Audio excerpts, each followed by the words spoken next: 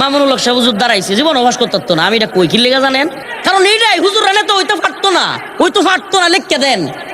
কারণ আরে সমাজ মানুষই ভালো না, তাইলে ভালো মানুষের নেতা বানাইতো কি লেগে?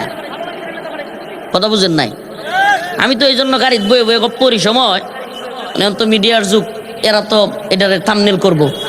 আমি মাঝে মাঝে কই যে মুহাম্মদপুরের মতো জায়গায় মামুনুল হক সাহেব হুজুর দাঁড়াইছে, জীবন অভ্যাস করতে না। আমি এটা কই কি লেগে জানেন? কারণ যেই জায়গায় চুরি চিন্তা এরা হাজানি বেশি, যেই জায়গায় কামি হইলো কিশোর গ্যাং এটা হেটা, যেই জায়গার মানুষই বেশিরভাগ হলো ওই সাইজের, এরা চিন্তা করবো ওই সর্বনাশ, কত বড় মাওলানা সাহেব এমপি বানাইলে আমরা খাইম কি? কথা বুঝুন না? বাস্তবতা এটা বানাইতো না এরা, কারণ এরা বানাইলে হেরারই সমস্যা। আরে আমাদের সমাজের তো 60% লোক মসজিদও গিয়া উঠতে চায় না, হুজুর আমার হুজুর নাই, আমার গোসলটা ঠিক নাই।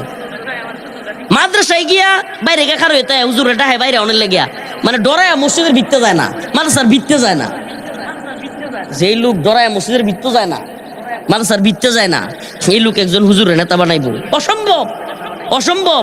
তারা চাই হইলো এরকম লোক যারা হেরা চারটা খাইতারবো। প্রিয় ভাইরা আমার, বন্ধুগণ আমার, এই জন্য আমাদের সমাজ ভালো হইতে হইলে আল্লাহ কোরআনের কথা বলছে, আমার কথা না। আল্লাহ পাক বলছেন ইন্নাল্লাহা লা ইউগাইয়িরু মা বিকাউমিন হাত্তা ইউগাইয়িরু মা বিআনফুসিহিম, ততক্ষণ পর্যন্ত আমি কোন জাতিকে পরিবর্তন করব না, আল্লাহ বলেন, যতক্ষণ না পর্যন্ত ওই জাতি পরিবর্তন না হয়। তাইলে জাতিকে যদি ভালো কিছু দিতে চান, জাতিকে যদি সত্যিকার অর্থে, আমরা সবাই কই আমি ভালো মানুষ, আমি সমাজটারে ভালো দেখতে চাই, আরে আমি যে কত ভালো মানুষ মানুষ খালি বুঝলো না, কেমনে বুঝবো? আপনার তো কোনো ভালো কাজ দেয় না, মানুষ কাজ করেন সব উল্টা পাল্টা, আবার মনে মনে করেন আমি যে কত ভালো মানুষ, আমার মানুষ বুঝলোই না, বুঝবো কেমনে? সব তো করেন উল্টা পাল্টা। আমি মনে হয় বুঝাইতে পারি নাই।